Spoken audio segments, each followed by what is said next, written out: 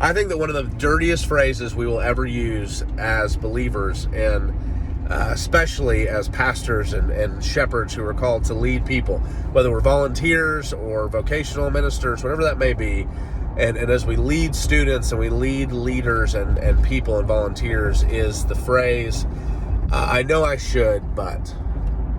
There is nothing dirtier, I think, in all of Christianity than I know I should, but. Because here's what it does. It tells me that there is something God has told me to do, but I've chosen something bigger than God in order to inform my actions rather than what God's told me to do. One of those, and we hear it all the time, right? We hear words like intentionality, we hear words like discipleship, and they just become buzzwords for us, because the next time you go into your staff meeting, if you ask everybody in your staff meeting, hey, tell me what's a disciple, you're going to get 10 different answers if you got 10 different staff members. If you say, hey, what's our process for making a disciple, you might get something pre-programmed and regurgitated, but you most of the time will get something totally different said to you for every person. I've done this in churches all over the country. And so when you talk about being intentional, right, we don't often talk about how you can be intentional but unintentionally do things you don't want to do. And so when we talk about leader development, that's a word that is very loaded, that I think gets overused, but also overdone. And most of the time when I talk with guys, I talk with pastors every week all over the country, whether it's student pastors, head pastors, lay leaders, whatever it is, and I ask the question, what are you doing to develop, disciple, equip, develop encompasses all those things. What are you doing to develop your people? And I almost always get the phrase, well, I know I should be doing something, but. And I ask the question, well, why aren't you doing it? Well, I don't really have a lot of budget for it. And then you start asking the questions, well, what do you have budget for? Well, we do these 3 events. And you're like, well, okay, but have those events, how many people? Well, they have a lot of people. They have 3 times the number of people we normally have. Okay, well, have you grown by 3 times your normal number over the years? No. Have you grown by very many? Well, no. And so I thought it was just important to look at why leader development is such a big deal in our churches, why it's such a big deal with our volunteers, why it's such a big deal in our staff and staffs, and this is why.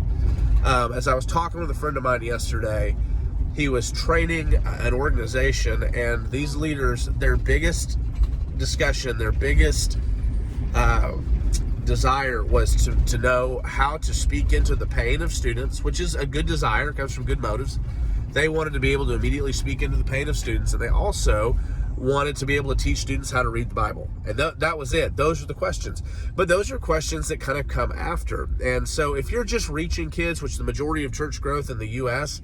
is reaching people that are just transplants and recycled from other churches, right? Most churches are not growing. They're just shuffling members between them.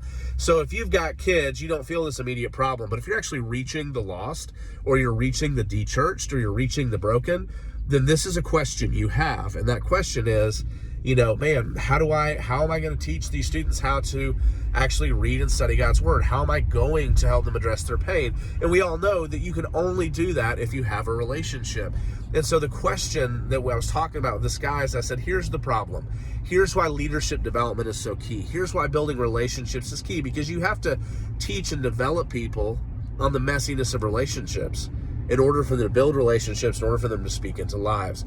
And this goes, there's so many different ways we have to develop, but here's why it's important. Because your leaders are going to always be the first Bible that anybody ever reads. Your leaders will be the first Bible that your students read. And so if they are full of Jesus, if they are full of pursuing Jesus and becoming more like Jesus and studying to be more like Christ, then great. Your kids will stick around long enough, and they'll see and they'll be drawn in by the salt and by the light of those people.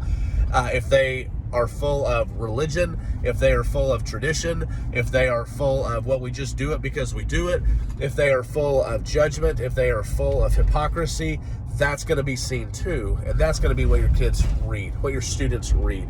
That's going to be what other leaders see. And you can build a lot of things on all of the negative things I just mentioned, and those can be big things that you build it on. You can build a lot of stuff on lies. You can build a lot of stuff on unhealthy things.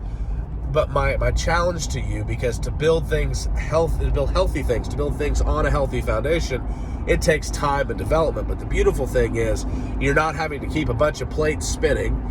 And when you build something that's strong, you don't have to keep all the cracks in the foundation together when you're building a strong foundation of people. And so my question for you, and maybe my challenge to you, is this: how are you developing your people? And my request is, maybe just reach out and let me show you how you can do it, and how you can do it very easily, how you can do it and not have to waste a lot of time or budget money or take a lot of fear and, oh, this isn't going to work out. Because how you're developing your people is going to have eternal impact, not just temporal impact.